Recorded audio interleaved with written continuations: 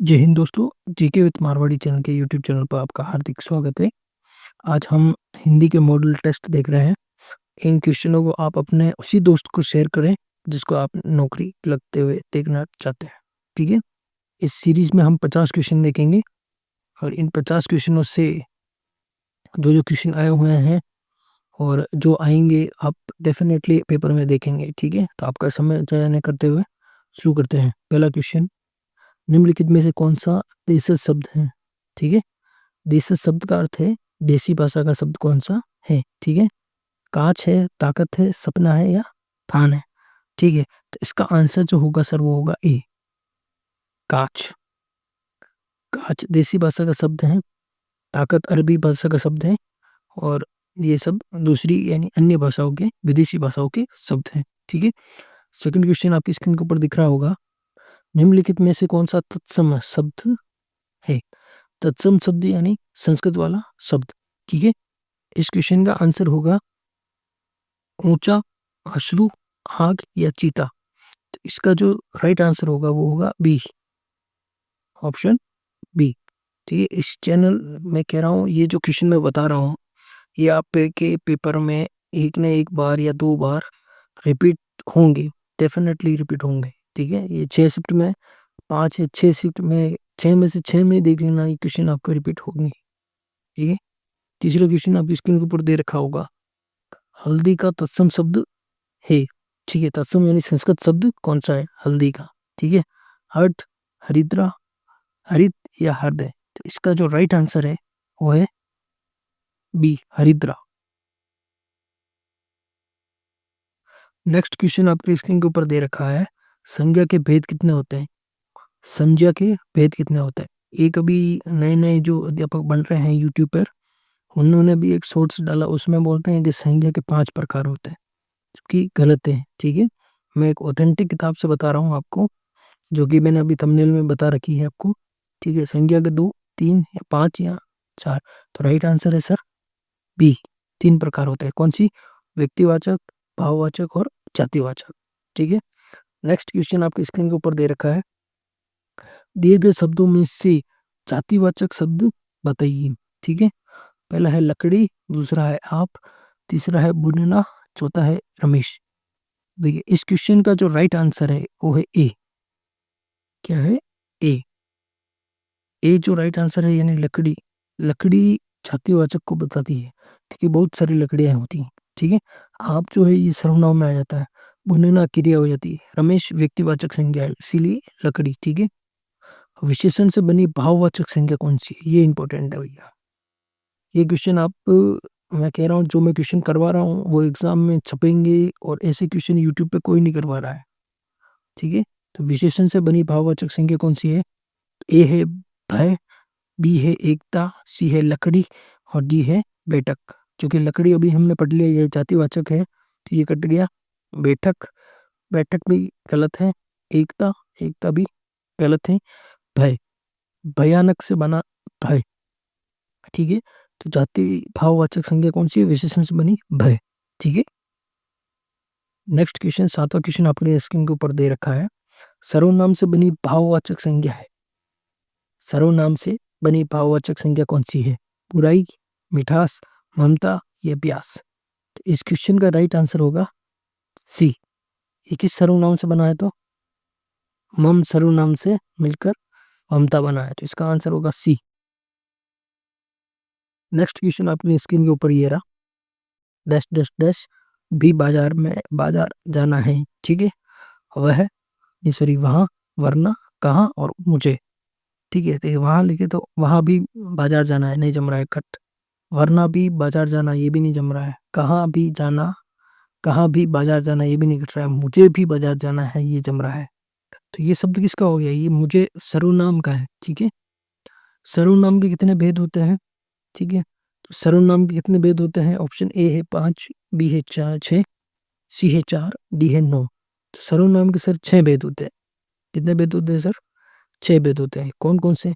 तो देखिए, पुरुषवाचक सर्वनाम, निश्चयवाचक सर्वनाम, निजवाचक सर्वनाम, अनिश्चयवाचक सर्वनाम, प्रश्नवाचक सर्वनाम और देखिए कौन सा हो गया सर्वनाम, अनिश्चयवाचक हो गया, निश्चयवाचक हो गया, निजवाचक सर्वनाम, ये हो गया। ठीक है, 6 क्वेश्चन, 6 सर्वनाम के नाम मैंने आपको बता दिए हैं। ठीक है, एक बार आप वापस रिवाइज कर देना अपनी किताब से। ठीक है, नेक्स्ट क्वेश्चन आपकी स्क्रीन के ऊपर दे रखा है, अनिश्चयवाचक सर्वनाम कौन से हैं? अनिश्चयवाचक सर्वनाम है। ठीक है, तो आप अनिश्चयवाचक सर्वनाम, अनिश्चयवाचक सर्वनाम कौन से हैं? तो ये हैं जो जिसे कोई कुछ या क्या, तो इसका जो राइट आंसर है वो सी है, कोई कुछ, ये क्या है? अनिश्चयवाचक सर्वनाम। तो आंसर क्या होगा हमारा? सी। नेक्स्ट क्वेश्चन आपके स्क्रीन के सामने दे रखा है, क्वेश्चन नंबर 11 है, कर्म के आधार पर क्रिया के प्रकार या भेद कितने होते हैं? ठीक है, तो कर्म के आधार पर हमें पता है क्रिया कितने प्रकार की होती है। ठीक है, तो ऑप्शन ए है 3, 4, 2 या नन। नेक्स्ट क्वेश्चन है, कर्म के आधार पर क्रिया के भेद कितने होते हैं? तो कर्म के आधार पर क्रिया के सर 2 भेद होते हैं, सकर्मक और अकर्मक क्रिया। ठीक है, रचना के आधार पर क्रिया के प्रकार कितने होते हैं? तो देखिए रचना के आधार पर क्रिया के प्रकार, 12वां क्वेश्चन आपकी स्क्रीन के ऊपर ये रहा, संरचना के आधार पर क्रिया के कितने भेद होते हैं? तो संरचना के आधार पर क्रिया के 5 भेद होते हैं। ठीक है, अब थोड़ा रैपिड फाइट से फटाफट करते हैं क्वेश्चन। बच्चा चित्र बनाना है, वाक्य में कौन सी क्रिया है? ठीक है, तो बच्चा क्या बना रहा है? चित्र बना रहा है। तो 13 क्वेश्चन आपकी स्क्रीन के ऊपर ये रहा, बच्चों का चित्र बना रहा है। ठीक है, बच्चा चित्र बना रहा है। ठीक है, वाक्य में कौन सी क्रिया है? अकर्मक, सकर्मक, पूर्वकालिक या संयुक्त? इसका आंसर हमने सकर्मक बताया था। ठीक है, नेक्स्ट क्वेश्चन आपकी स्क्रीन के ऊपर ये रहा, सरपंच ने गांव में तालाब बनवाया। सरपंच ने गांव में तालाब बनवाया, कौन सी क्रिया है? द्विकर्मक, अकर्मक, प्रेरणात्मक या नाम धातु? तो इसका जो राइट आंसर होगा वो होगा हमारा सी। कौन सी क्रिया है सर? प्रेरणात्मक क्रिया। ठीक है, अब विशेषण कितने प्रकार के होते हैं? तो विशेषण जो है वो,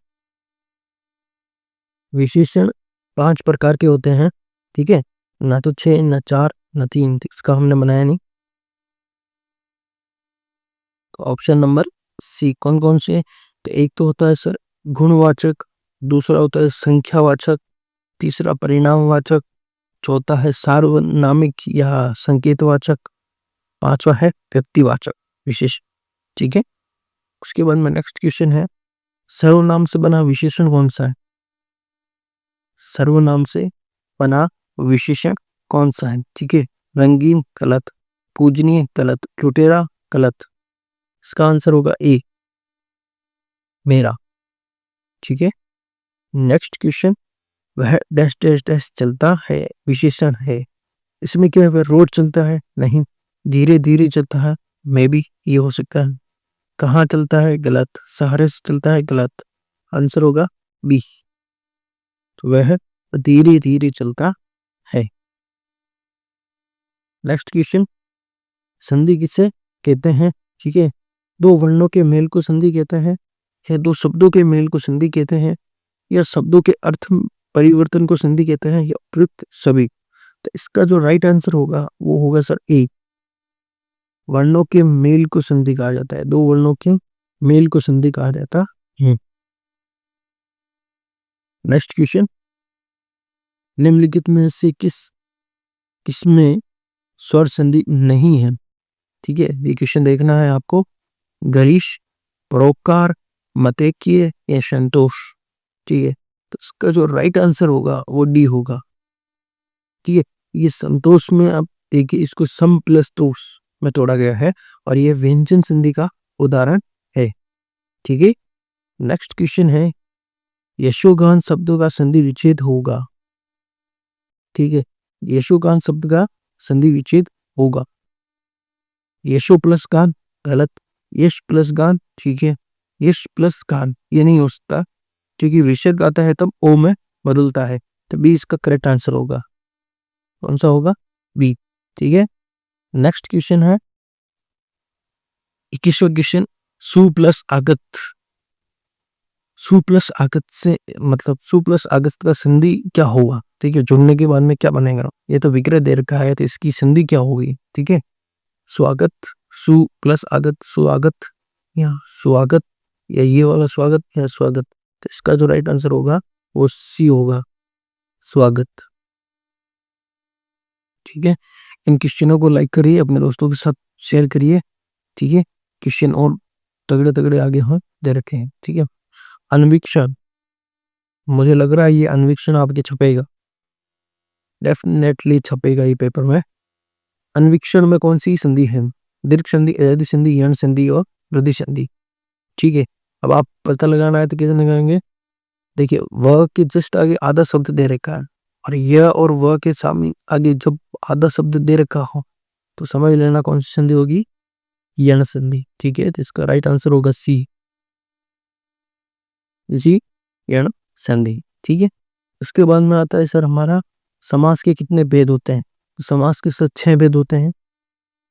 कितने भेद होते हैं? 6। ठीक है, कौन कौन से? तो तत्पुरुष समास, अव्ययी भाव समास, द्विगु समास, द्वंद्व समास, कर्मधारय समास और बहुव्रीहि समास। ठीक है, अब आता है कारक के आधार पर समास के कितने भेद होते हैं? सर, कारक के आधार पर समास के भेद किए गए हैं, यानी किस समास के भेद कारक के आधार पर किए गए हैं? द्विगु के नहीं, द्वंद्व के नहीं, कर्मधारय के नहीं, तत्पुरुष के। राइट, तत्पुरुष के कारक वही कर्ता ने क्रम को करण से संप्रदान के लिए, अप्रदान के लिए, अधिकरण में, पेपर, संबोधन है और अरे, ये वाले तत्पुरुष में दे रखे हैं। ठीक है, इसका राइट आंसर होगा डी। नेक्स्ट क्वेश्चन है, जलमग्न में और सिरदर्द में कौन सा समास होता है? ठीक है, अव्ययी भाव, द्विगु, द्वंद्व या तत्पुरुष। तो देखिए, सर दर्द, सर में दर्द। ठीक है, जल में मग्न, में आ रहा बीच में। ठीक है, तो में किस में आता है सर? अधिकरण में, पे, पर, यानी कि तत्पुरुष में आएगा। तो इसका राइट आंसर होगा डी। ठीक है, ग्रामगत, ठीक है, राह खर्च में कौन सा समास होता है? ठीक, इसका भी देखिए, ग्रामगत, ग्राम को गया हुआ, राह के लिए, खर्च के लिए आ रहा है, तो किस में आता है? तो देखिए, कर्ता ने कर्म को करण से संप्रदान के लिए, संप्रदान के लिए, तो इसके अंतर भी हमारा तत्पुरुष समास आएगा। राइट, ए, ठीक है, महात्मा में समास कौन सा होता? ठीक है, महात्मा में समास कौन सा होता है? अब सोचिए, देखिए, तत्पुरुष समास नहीं, महान है जो आत्मा, यहाँ पर तत्पुरुष नहीं बैठ रहा है, तो कट। अव्ययी भाव नहीं, तो यहाँ पर हमारा कर्म तेरी जो है वो प्रधानता रखेगा, तो इसका जो राइट आंसर होगा वो कर्मधारय समास हो। ठीक है, उसके बाद में आता है चरण कमल। चरण कमल में कौन सा समास होता है? तो कर्मधारय, तत्पुरुष, द्विगु या द्वंद्व। देखिए, द्वंद्व तो आता है यह वाले वाक्य में, तो द्वंद्व तो नहीं होगा। द्विगु संख्यावाचक होता है, 1 से 10 तक की संख्या के बीच में आता है, तो ये भी नहीं। अब चरण कमल, चरण के कमल के समान चरण, इसमें क्या लिख रखा है? चरण कमल, कमल के समान, और तत्पुरुष के अंदर जो कारक आते हैं उसमें के समान का वाक्य कभी नहीं आता, तो इसका अर्थ है हमारा कर्मधारय। ठीक है, एक चीज आप ये भी ध्यान रखिए, जहां पर कर्मधारय आएगा वहां कभी भी बहुव्रीहि समास नहीं आ सकता, क्योंकि दोनों के अर्थ समान चलते हैं लगभग। ठीक है, अब नेक्स्ट क्वेश्चन है हानि लाभ। हानि लाभ में कौन सा समास है? ठीक है, ऑप्शन ए द्वंद्व समास, बी तत्पुरुष समास, सी द्विगु समास या डी अव्ययी भाव समास। ठीक, तो देखिए, हानि या लाभ, या तो हानि होगी या लाभ होगा, तो यह वाला आता है हमारा द्वंद्व समास में, तो ऑप्शन ए। ठीक है, उसके बाद में नेक्स्ट क्वेश्चन दे रखा है 30 नंबर क्वेश्चन। 30 क्वेश्चन हमने कर दिए हैं बहुत कम समय में, और आपका समय हमने बर्बाद नहीं किया है, तो चैनल को लाइक और शेयर, सब्सक्राइब दबा के कर दीजिए। ठीक है, शताब्दी, शताब्दी में कौन सा समास होता है? ठीक है, द्वंद्व समास, तत्पुरुष समास या अव्ययी भाव समास। द्वंद्व समास क्या आता है? द्वंद्व समास आता है सर माने या वाले वाक्य, या और, जैसे माता और पिता, या भाई और बहन, या लाभ या हानि, या दाल या पार्टी। ठीक है, तत्पुरुष तो अभी हमने पढ़ लिया है, तो तत्पुरुष में के लिए आता है। तो शताब्दी क्या होता है? शताब्दी होता है सर 100 वर्षों का समय, शताब्दी कहलाता है। तो इसका जो राइट आंसर होगा वो हमारा ए होगा, द्विगु समास। कौन सा इसका राइट आंसर होगा? द्विगु समास, ठीक है। नेक्स्ट क्वेश्चन है, भरपेट आमरण प्रतिदिन में कौन सा समास होता है? ठीक है, तत्पुरुष। भरपेट का अर्थ वो हम अगर सॉल्व करेंगे क्या आता है? पेट भर कर, राइट। क्या आता है? पेट भर कर, ठीक है। तो इसमें तत्पुरुष तो हो ही नहीं सकता। द्विगु संख्या का आता है, ये भी नहीं हो सकता। अव्ययी भाव, ये थोड़ा देख सकते हैं। कर्म देरिय, देखिए कर्म देरिय हेजो का प्रतीक देता है, ठीक है, कि समान या हेजो, ये भी नहीं हो सकता। अव्ययी भाव ऐसे शब्द होते हैं जिससे को हम लिंग या वचन के आधार पर बदल नहीं सकते। जैसे लड़की का पेट भर गया, ठीक है, भर पेट, उसको हम ऐसे भी कर सकते हैं जैसे लड़की का पेट, या लग, चलो इसको किसी भी चेंज कर देते हैं। आमरण मान लीजिए, या प्रतिदिन मान लीजिए। प्रतिदिन लड़का खाना खाता है, प्रतिदिन लड़की खाना खाती है। तो यहाँ पर प्रतिदिन चेंज नहीं हो रहा है, जिसका राइट आंसर होगा सी, ठीक है। और मैं जो ये 50 क्वेश्चन लेके आया हूँ, ये आपको बहुत कम समय में 50 क्वेश्चन करवा रहा हूँ। बाकी आप दूसरी मैराथन देख लीजिए, कम से कम 2-2.5 घंटे लगता है 50 क्वेश्चन सॉल्व कराने के लिए, क्योंकि वो बीच में अपना चैनल का प्रमोशन करने लग जाता है, ठीक। नेक्स्ट क्वेश्चन हम देखते हैं। चैनल को लाइक कर दिए अगर कंटेंट आपको अच्छा लग रहा है तो, ठीक है। त्रिलोचन, नीलकंठ, त्रिलोचन, देखिए हम थोड़ा सा हमला फंस सकता है। दशानन में समास कौन सा होता है? मैंने आपसे कहा था कि जब बहुव्रीहि आएगा तो कर्म धैर्य नहीं आएगा। तो इस ऑप्शन में देखिए बहुव्रीहि हमने दिया तो कर्म धैर्य को हमने निकाल दिया, ठीक है। त्रिलोचन, त्रिलोचन, ठीक है। नीलकंठ, नीला है जो कंठ, ठीक है। अब आप सोचते हो कि सर इसमें भी है जो आ रहा है तो क्रम देरी होना चाहिए था। देखिए समास में अलग सिस्टम चलता है। बहुव्रीहि क्या है? बहुव्रीहि पे दोनों ही जो पद होते हैं वो गौण होते हैं, ठीक है। वो किसी तीसरे पद या तीसरे शब्द को रिप्रेजेंट करते हैं, ठीक है। जैसे अब देखिए नीलकंठ, नीलकंठ हम भगवान शिव को कहा जाता है। दशानंद रावण को कहा जाता है। त्रिलोचन भगवान शिव को कहा जाता है, ठीक है। तो ये इसका जो राइट आंसर तो बी है, ठीक है। राइट आंसर हमारा बी होगा। संस्कृत में कितने उपसर्ग है भैया? ये इंपॉर्टेंट लगा दो भाई। मैं कह रहा हूँ ये छपेगा, कौन सी ना कौन सी स्थिति में जरूर छपेगा, डेफिनेटली छपेगा ये आपकी, ठीक है। तो देखिए संस्कृत के जो उपसर्ग हैं उसमें मैं बताता हूँ कितना है। 30 है? नहीं सर। 19 है? नहीं। 20 है? नहीं। 22 है? हाँ सर। संस्कृत के कितने उपसर्ग हैं? तो सर 22 उपसर्ग है। तो ये क्वेश्चन सरल है, नॉर्मल क्वेश्चन है, पूछ सकता है, आपकी हालत खराब हो सकती है, ठीक है। निम्न में से किसमें अ उपसर्ग का प्रयोग हुआ है? ठीक है, देखिए अनुज, अनुज गलत। अनुगामी, इसमें भी अनु उपसर्ग आ रहा है, ये भी गलत। अटल में भी। अनपढ़, अनपढ़ में सर पढ़ एक वाक्य होता है, अन जुड़ता है तो अनपढ़ होता है। इसका राइट आंसर होगा सर अटल, जो कभी टल ना सके, अटल, ठीक है। इसका आता है हमारा सी, ठीक है। नेक्स्ट क्वेश्चन हमारा दे रखा है सर चचेरा। क्या दे रखा है सर? चचेरा शब्द में कौन सा प्रत्यय है? ठीक है, तो आ प्रत्यय है? नहीं सर। चच प्लस एरा, चचेरा, राइट। अगर आपको नहीं लिख रहा हो तो मैं यहाँ पर करके दिखाता हूँ आपको। चच प्लस एरा, चचेरा, ठीक है। एक बात ऊपर चल जाएगी। तो भाई साहब एरा प्रत्यय किसमें दिख रहा है? इसमें है क्या? नहीं, ये रहा, अरे हाँ ये रहा, ये रहा, ये रहा।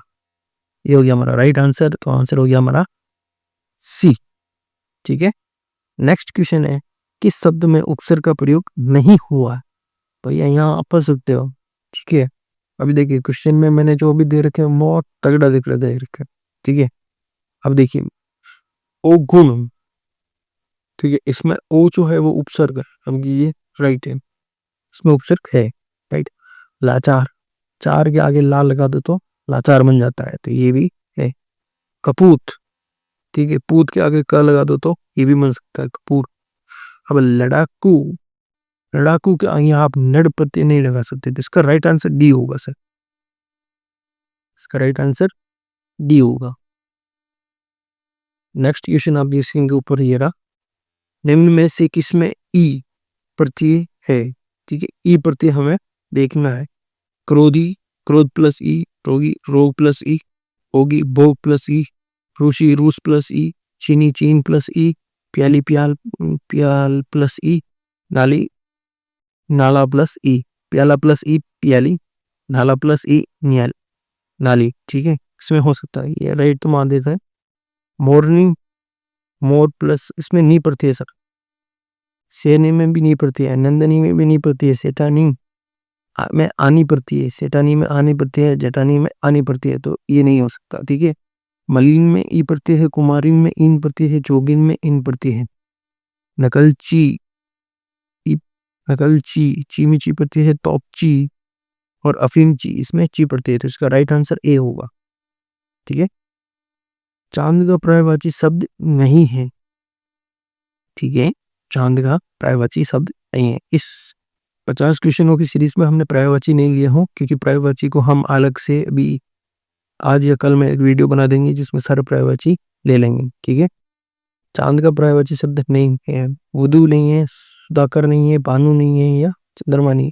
अरे सर, हमें पता है कि भानु तो सूर्य का होता है, रवि, भानु, भास्कर, दिवाकर, भानु तो सूर्य का होता है, तो आंसर होगा हमारा सी, राइट।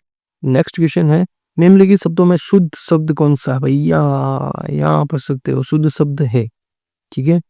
ऑप्शन है निरीह, गोपिनी, दारिद्रता या सदृश्य। दारिद्रता नहीं होता है, दरिद्रता होता है, राइट, तो ये तो गलत हो गया। सदृश्य नहीं, सदृश्य होता है, ठीक है। गोपिनी नहीं होता, गोपिन होता है, गोपिनी होता है। अब ये गलत है, answer A is the right answer. Nidhi यहाँ पर सही लिखा हुआ है, ठीक है। नेक्स्ट क्वेश्चन है, निम्नलिखित में से शुद्ध शब्द कौन सा है, ठीक है। प्रशासन, ये गलत लिखा हुआ है। अतिथि, देखिए अतिथि सही लिखा हुआ है, गलत लिखा हुआ है, मेरे को तो भैया गलत लग रहा है, गलत है। नमित भी गलत लिखा हुआ है। जगन्नाथ में जगह डबल ना, ठीक है, ये सही लिख रखा है, तो डी आंसर इसका करेक्ट होगा, ठीक है। निम्नलिखित में से अशुद्ध शब्द है, ठीक है, इतना बारीक है कि मेरे को लगता है कि ये दूसरे कोचिंग वाले तो कर भी नहीं पाएंगे ये क्वेश्चन, ठीक है। देखिए, निम्नलिखित में से कौन सा अशुद्ध शब्द है। आनुपातिक, दांत, पांचवा या अनुग्रहित, ठीक है। आनुपातिक ये राइट है, ठीक है। दांत, शायद दांत में गड़बड़ है। देखिए दांत कैसे लिखते हैं, दांत तो ऐसे लिखते हैं सर, इसने ऐसे लिखा है, तो इसका राइट आंसर सर बी होगा, इसका राइट आंसर बी होगा, राइट। नेक्स्ट है, निम्नलिखित में से अशुद्ध, क्योंकि पांचवा तो देखने में कैसे लिखते हैं, क्योंकि क्वेश्चन आ जाएगा तो फिर आप पहचान नहीं पाओगे कि पांचवा को कैसे लिखते हैं, तो इसके दोनों तरफ चंद्र बिंदु लगते हैं, ठीक है। और निम्नलिखित में से अशुद्ध शब्द कौन सा है। अशुद्ध शब्द निकालना है, तो इकाई सही है, क्योंकि में भी छोटी आ रही है तो सही है। पत्नी, अहल्या तो सही है सर, यहाँ पे पत्नी गलत है भैया, कैसे। पत्नी सर ऐसे नहीं लिखा जाता, पत्नी लिखा जाता है, ऐसे लिखा जाता है सर, पत्नी, ठीक है। इसका राइट आंसर होगा हमारा सी। नेक्स्ट क्वेश्चन आपको स्क्रीन के ऊपर ये नाम, निम्नलिखित में से अशुद्ध शब्द को हमें छांटना है। निशुल्क, व्यवहारिक, श्रीमती या वाल्मीकि, जिसका जो राइट आंसर है वो सब भी होगा। अब आप कह रहे हो सर ये निशुल्क गलत है, ये निशुल्क गलत नहीं है सर, ये एकदम 100% प्योर है, ठीक है। व्यवहारिक नहीं होता, व्यावहारिक होता है, ठीक है। क्या होता है सर, व्यावहारिक होता है, ये होता है सर, व्यावहारिक होता है, उसका राइट आंसर बी होगा, ठीक है। बहुत दिनों बाद दिखाई देना को दर्शाने वाला मुहावरा कौन सा है। ये तो बहुत इजी क्वेश्चन है, 2 मिनट में आप कर दोगे सर। ईद का चांद होना, यही इसका राइट आंसर, ठीक है। नेक्स्ट क्वेश्चन आपकी स्क्रीन के ऊपर ये रहा,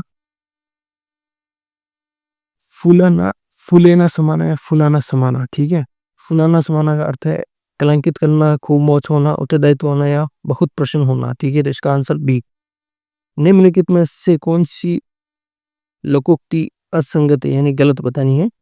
अंधे के हाथ बटेर लगना, बिना परिश्रम के अयोग्य व्यक्ति को सुफल की प्राप्ति। यहाँ पर अयोग्य व्यक्ति जितना भूल गया, ठीक है। अयोग्य व्यक्ति को सुफल की प्राप्ति, बात तो सही है, ठीक है।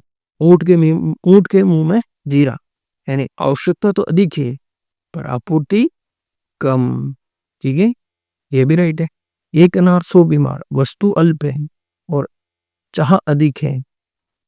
भाई एक अनार है और 100 बीमार है, यानी कि अनार तो एक है लेकिन खाने वाले कितने हैं? 100। तो वस्तु अल्प और एक तो करेला, ऊपर से नींद चढ़ा, यानी अपराध करके सब पर रोब जाना, ये बड़ा गलत है, ये गलत है सर। इसका राइट आंसर डी होगा, ठीक है। नेक्स्ट क्वेश्चन है, नेक्स्ट क्वेश्चन दे रखा है, असंगत को छाटिए। 9 दिन चले 2.5 कोस, अधिक समय में थोड़ा काम, ठीक है। तो डाल डाल में पात पात, चतुराई करना, ये भी राइट है, वो भी राइट है, ठीक है।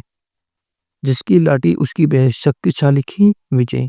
इधर कुआ उधर खाई, एक और संकट, ये गलत है सर। इसका डी होगा, एक और संकट नहीं, सभी और संकट होता है, ठीक है।